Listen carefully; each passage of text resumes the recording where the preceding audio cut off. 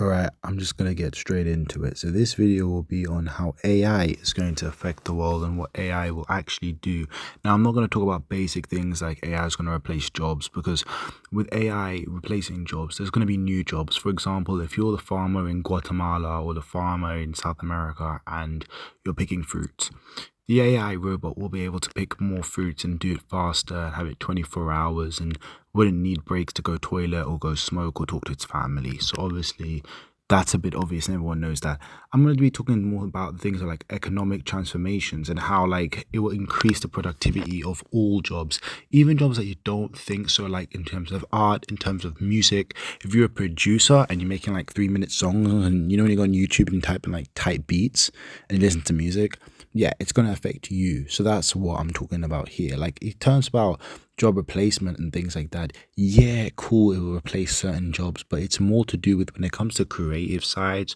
So like making music, art, painting, drawing, these kinds of jobs, architecture. They've already got tools that can like design 3D buildings and make an entire interior like in literally 5 seconds. So architects who study that 7-year course, yeah, you're going to be affected. Trying to become an architect when it's like year 2050 and the whole AI robot can design an entire building layout and have like 50 different designs, yeah, it's going to be long. So that's the only problem when it comes to that. Also, like personalized medical care. So like they've actually already got some machines in Europe which can scan and detect skin cancer, and they can actually detect skin cancer quicker than a human eye or quicker than a doctor at an earlier stage. So it's kind of crazy when it comes to the medical field. Like AI is really going to make the medical field way more advanced and way more competitive. Also to do with like drug discovery. So like I think as well, when people talk about these research chemicals and about the whole drug landscape of the world, there's going to be a whole bunch of new chemicals and new drugs that are going to come out, which people do not know the impact of these. Like people talk about like the war on drugs at the moment, but when they're going to be making all sorts of compounds which can make you like 10 times more high, 10 times more crazy, it's going to be wild. Like it's actually going to be wild out here. Like people are literally going to be making all sorts in their basements, and I just feel like that's just a wild to just be looking at it. Like we're already in 2025. Like we are the same year that Black Ops 2 came out. I don't know if you ever played that game, but Black Ops 2 was set in 2025 and we are in 2025. Like it's a bit mad. It's a bit mad. So also like discrimination though, because when it comes to certain AI robots and stuff, sometimes they can be biased, but not by being programmed as biased. But let's just say, for example, there are different people that have different types of illnesses or different groups of people that are more likely to get diabetes. And the robots and the machines could pick those people as being a higher threat or a higher chance of having a disease than other groups of people. And the machines can be biased, which people don't actually talk about how biased the machines could be, or they could see it as, let's say, for example, everybody knows that they put more people of color in prison than white people. So let's say then the machine detects them as more threatening or them as more dangerous to society. The machines could be twisted, especially when it comes to like social media things or political things. You don't know what the robots are going to polarize or make people even more not trustworthy of what you see. So like when it comes to AI's effect on that, anything you watch, unless you've met the celebrity in person or the politician, you don't actually know that that's what they actually said. Like anything will be able to be edited, monitored, or changed, especially when going into shops as well, with security in shops and CCTV and facial recognition and all these kinds of things happening in Europe at the moment. There's going to be a more likelihood of more surveillance state, more cameras, more control, which the government will then use to control the population, to then actually put in new rules and regulations to say that, oh, we're doing it for safety or we're doing it to help the public, but it's just more control. So AI will be used as more control and things like that. So for surveillance and just recognition and also to do with, also another one is accounting. People don't talk about how much businesses need accountants, but how much everything can be automated already. So even if you're trying to do an accounting degree, I think it's always good to stick in businesses that are local or that have a human side or need human connections, because it's all good to have robots doing these things, but at the end of the day, the person who does the plumbing with the waters, the robots won't be able to do things that actually require water or require electricity or plumbing or gas, or doing things that require a specific human skill will always be in demand.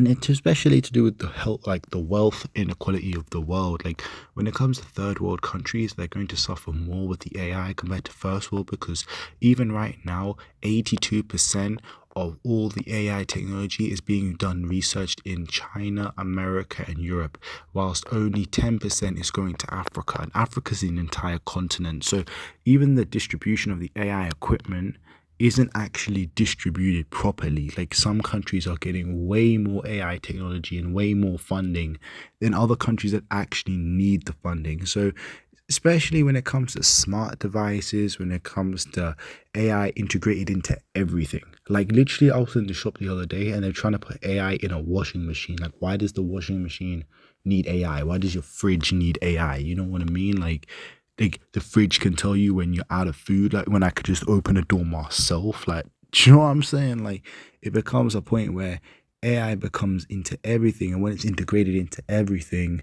it becomes a thing of, imagine waking up and the first time you open Instagram, like the whole algorithm, even when you reset the algorithm or make a new account, they still get data from your phone. So the phone, they still know what phone you're using.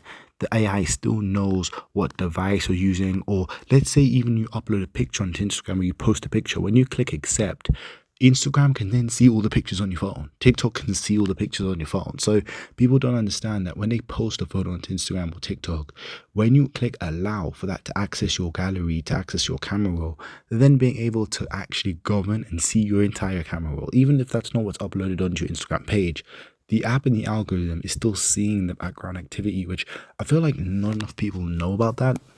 And that's actually another thing which is actually crazy about the whole AI, is that people don't understand how deep the rabbit hole goes of buying things online, buying things on Amazon, buying things on the internet, is then tracked, then has cookies, then has data. Even when you go into incognito, it has trackers on you. And you can actually try it. Even if you go into incognito and you search something, but you have a Google account on your computer, and then go into your phone or go into an iPad and see the adverts that come up, you'll see that they tend to have the same kind of adverts even when going on YouTube before you click skip ad. So, you know, when it comes to these kinds of things, you have to actually look at it like, hold on a minute, what kind of data is these websites collecting on you? So, you know, when it comes to these things of how AI is going to change the world, it's also going to be very dangerous for when it comes to bioweapons, because anybody who's got a little bit of a biological degree and knows a little bit about science could easily replicate all sorts of viruses, all sorts of bacteria, and spread it to thousands and millions of people instantly worldwide. And you know, when it comes to people with underlying health conditions, they can make health conditions worse. They could bioengineer anything in any lab, and anyone's got the technology to do it.